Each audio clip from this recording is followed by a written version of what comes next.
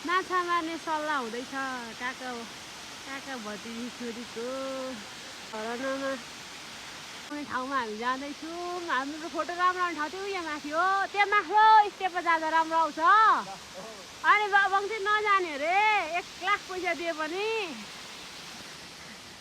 हामी त जान्छ यसरी।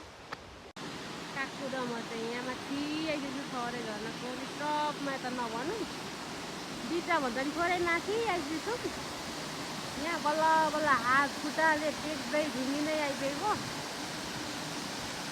काकुलाई सीमालाई देखाउनु मन थियो होला, नेट चलेन होइन। हो हरे झरना डुब्न सक्नुहुन्छ भन्छ बाटो यो। अबि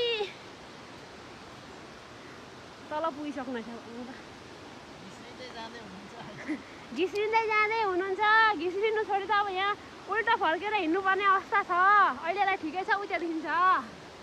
हेलो हेलो हेलो हेलो यहाँदेखि चाहिँ